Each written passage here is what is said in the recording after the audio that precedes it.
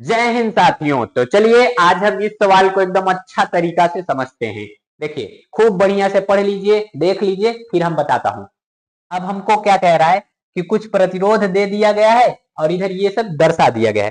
तो सबसे पहले ये देखिए दोनों समांतर क्रम में है, इसको आप श्रेणी क्रम में कन्वर्ट कर लीजिए। ये भी किस में है? समांतर क्रम में, इसको भी हम कन्वर्ट कर लेंगे श्रेणी क्रम में। तो चलिए स्टार्ट करते हैं। देखिए यहाँ अगर इसको R1 माने, इसको R2, तो 10 है 40 है। यानी अगर हम देखें तो 1/R1 की वैल्यू निकाल रहे हैं, ठीक। तो क्या है, 1/10 प्लस में 1/40, ठीक है, या कह लो R डैश की वैल्यू निकाल रहे हैं, ठीक। तो R1 10 था, R2 40 था। चलो इसका उधर गुणा कर दिए 40, उसका इधर कर दिए 10, 4 दहा में 400, जोड़ दिए तो 50/400। इसको 0 से 0 काट दिए, 5 से 8 काट दिए, यानी कि यहाँ पर 1/के R डैश बराबर क्या आया? 1/8, यानी R डैश बराबर कितना आया? 8 ओम। तो नया प्रतिरोध क्या मिल गया? 8 ओम। इसी तरह से हम इसको भी सॉल्व कर लेते हैं। देखो ये जो दिया गया है 30 30 60, ये मान दिया गया है, इसको भी हम सॉल्व कर लें। तो अभी जो नया नया प्रतिरोध बना है वो क्या बना है? इन दोनों को मिलाकर एक प्रतिरोध बन गया, और बाकी इधर के जो हैं ये आपके 3 ठो दिए गए हैं, 3 प्रतिरोध हैं इसमें। अभी परिपथ ये है, ठीक। ये कितना आया है? 8 ओम। अब इसको हम सॉल्व करते हैं, यानी क्या दिया, क्या क्या मान दिया गया था? मान है 20 30 60, यानी अगर हम देखें तो क्या आ जाएगा? 1/R डबल डैश क्या है? 1/20 प्लस 1/30 प्लस 1/60।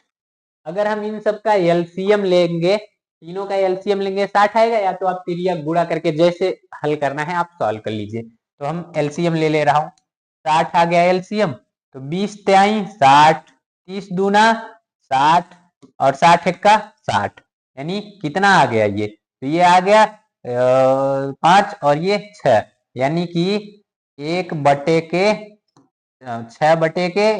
60 तो 10, यानी आ 1/के डबल आर, ये हो जाएगा 1/10, यानी आर डैश बराबर हो जाएगा 10 ओम। ये कितना आ गया? 10 ओम, ठीक है। चलो अब हमको एक नया परिपथ मिल गया कि नहीं? यहां से यहां गए, एक प्रतिरोध ये है पॉइंट, ये है पॉइंट ए, ये है पॉइंट बी, और यहां से अभी आए तो ये एक नया प्रतिरोध, और ये है पॉइंट सी, और ये है मेरा, ठीक। देखो यहां का कितना था? 8 ओम, ये कितना है? 10 ओम, ठीक। और जो भी है ये है 18 वोल्ट। कितना है? 18 वोल्ट। अब देखिए पहला क्या क्या पूछा है? पहला पूछ रहा है परिपथ में कुल प्रतिरोध। तो चलो भैया पहला देख लेते हैं, ये इसको इधर ही बंद कर दीजिए। तो परिपथ में कुल प्रतिरोध यानी R बराबर क्या हो जाएगा? R1 प्लस R2, और इसमें R1 कितना है? 8 है, तो 8 प्लस R2 कितना है? 10, यानी R का मान हो जाएगा 10 8 18 ओम। कितना हो गया? 10 8 18 ओम, ये पहले का मान आ गया। दूसरा क्या कह रहा है? कहाँ आगे बढ़ गए जी?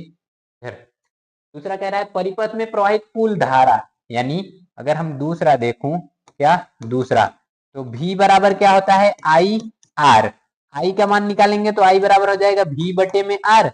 V का मान कितना है? 18, यानी 18, और आर का मान उधर ये कितना आया? 18, काट दो तो आई का मान कितना आ गया? आई बराबर 1, कितना आ गया? 1 एम्पियर, ठीक। कितना? 1 एम्पियर, ठीक। अच्छा इसको बढ़िया से लिख देता हूं, ये कितना आएगा? ये 18/18 काट दो तो आई बराबर आ गया 1 एम्पियर। अब बताओ कोई दिक्कत नहीं? तीसरे में ये क्या कह रहा है? तीसरे में यानी चलो इसको इतना बंद कर दो कोष्टक में। तीसरा कह रहा है बिंदु ए और बी के बीच विभवांतर। बहुत सही, यही एक वोल्ट मीटर हम लगा दें, क्या V1 मान लेते हैं इसको। तो देखो यहाँ V1 बराबर क्या हो जाएगा? आई R1, क्यों? क्योंकि श्रेणी क्रम में ये है, श्रेणी क्रम में धारा समान रहती है। धारा का मान कितना है? 1 एम्पियर गुड़े R का मान है 8, ये 8 है, ठीक। तो V1 बराबर कितना हो जाएगा, 8 का 8 वोल्ट। लो भैया, हो तो गया तीनों। यानी पहला कुल प्रतिरोध कितना आया है, 18 ओम। दूसरा धारा कितना आया है, 1 एम्पियर। तीसरा ए और बी के बीच विभवांतर कितना है, 8 वोल्ट। आप लोग कमेंट करके बताइए बी और सी के बीच विभवांतर क्या होगा, बताइए जरा कमेंट में। सवाल ये था, पूरा आपका सॉल्व हो गया। इस तरह के और सवाल रहे तो आप लोग कमेंट करके बताइए, सब सॉल्व कर दिए जाएंगे। ठीक है, मिलते हैं नेक्स्ट वीडियो में, तब तक के लिए ऑल द बेस्ट।